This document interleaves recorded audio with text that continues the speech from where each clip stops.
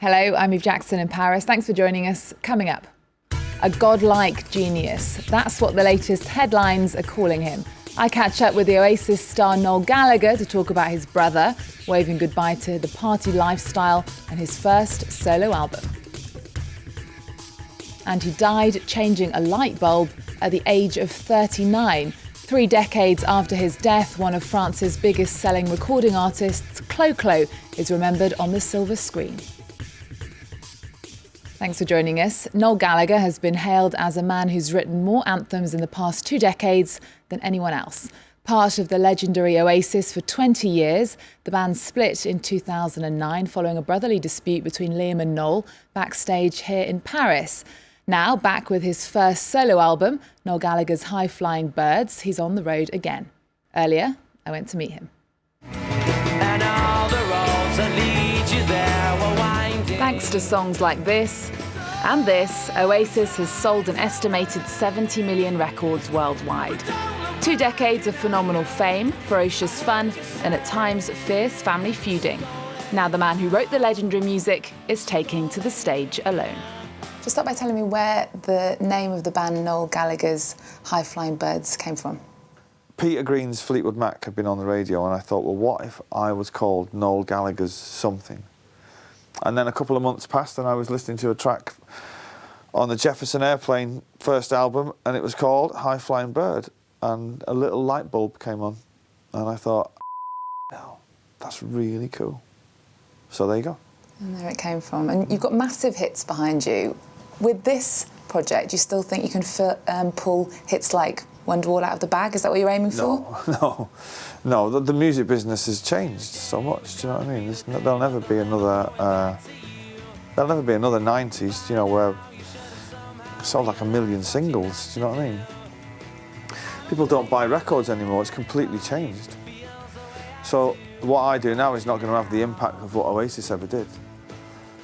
But you know, in relative terms, I've sold quite a lot of records. But it's not. That's not the. I was very ambitious back in the day. Do you know what I mean? When I was in my mid to late 20s, I was really ambitious, and I wanted to be the best and the biggest, and have the biggest TV, and do the most drugs, and sleep with the most women, and blah blah blah blah blah, and all that. You know, but I'm older now, and I don't care about those things anymore, and I just want to be happy. You know what I mean? But I've had a few hit singles already off this album. Let's talk about the sort of that wild lifestyle that you had that used to be in the tabloids all the time. Yeah. When did you decide to stop that? 1998. It was like a conscious decision? Yeah, it was during the World Cup in France, as a matter of fact. It was at half-time between Germany and Italy, and there was a party in full swing at my house, mostly attended by strangers that I'd met the night before, and I just thought, I don't want to do this anymore. It's boring. And I went to bed that night and got up the next day, and I changed overnight, and I've never done anything like that since. I mean, I still drink and smoke and all that, but I decided I was going to not take drugs anymore, and then that kind of went from there. Well, France seems to have had a part in some of the always other chaos. Always chaos in this country. Always ends in tears in this country. Yeah. Because this is where Oasis actually finally came to an end. Yeah. When you look back at that sort of day, I mean, you must have some regrets about the way it ended. Absolutely. Yeah. There's not nice when things end in violence.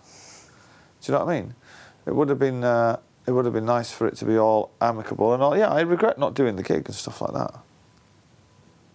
But you know, what can you do? It's like, you know, if it was up to me, we would have done the gig that night and done the next 2 gigs and gone away and all done our respective different things and still be the best of friends. But unfortunately, other people in that band, they don't operate like that, so we all had to fall out. So big differences, obviously, working on your own and working with Oasis. Do you miss working in the band?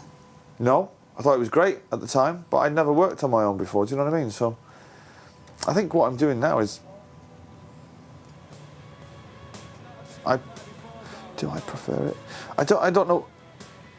I don't know whether it's better or worse than what I've done before. That being in a band is great, particularly that band. It was incredible, the size of it and the scale of it and the songs we got to play and the stadiums and all that kind of thing and the parties and all the nonsense. It was great. But I like this, I'm more in control of this and it's a lot calmer, and I kind of look forward, each day when I get up I look forward to going to work almost. You never quite knew what was going to happen in Oasis, which was part of the charm, do you know what I mean? You didn't really know if the gig was going to take place that night, which was all part of it. But there comes a point where you can't do that forever because it's just so much of a pain in the arse, you know. And I like it like this. It's cool.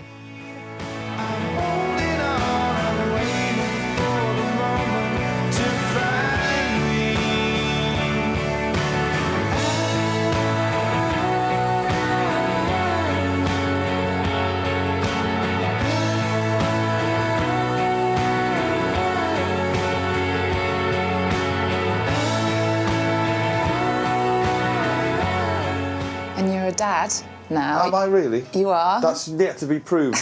But those kids do hang out a lot in my house, yeah. Are they fans of your music? Do they have any choice? Not really. They've got to at least fake some interest in it. But yeah, they kind of, yeah, they like it. They like me being famous and able to buy them that they'll never use. And they like to come and see me on stage underneath all the lights. Whether they would stick one of my albums on while they're having while they're having a play date with their friends remains to be seen. And just one thing I did want to ask you is, any thoughts, I mean, is there any possibility of some sort of anniversary tour perhaps in 2015 for What's the Story, Morning Glory, do you think, or is there really no going back? I think it's quite ludicrous to even begin to talk something up that's 5 years away. 3. What year is it now? It's 2012. Is it really? Okay, so it's 3 years away. If it suited me at the time, I would do it. I wouldn't do it for any romantic notions of what the fans wanted, or any of that nonsense, or any anniversary, or none of that. If it suited me, I would do it. If you're asking me today, it doesn't suit me. I've got too much that I want to do. I could see the things that I'm doing now taking me past 2015. So I would say to you, no. The opposite side to that is if somebody offers me a load of money and I go, you know, I can set my principles aside for a few million. All right.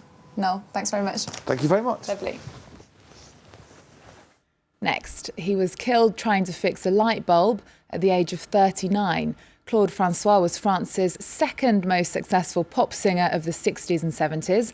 One of the songs he co-wrote still rakes in more royalties from abroad than any other piece of French music.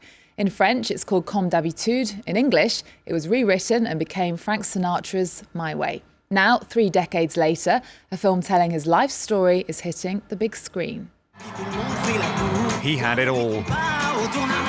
Fame, talent, and screaming girls. Claude François was an icon who sold 67 million records, a real showman, described also as egocentric, jealous, and a control freak.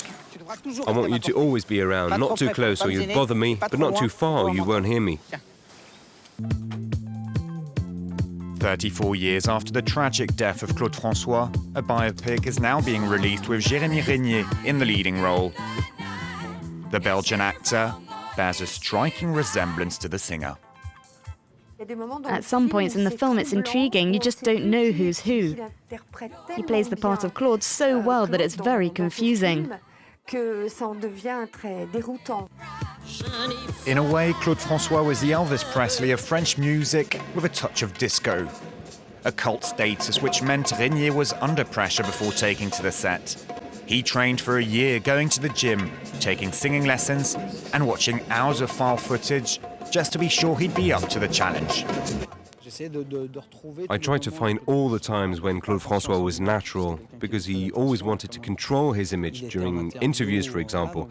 So it was about putting my hands on those rare moments to discover his true personality. When I had doubts, I'd research some more. I worked constantly. And the work did pay off. But can the film be a success abroad? Outside France, more people know of Serge Gainsbourg, though Claude François' music inspired the greatest artists.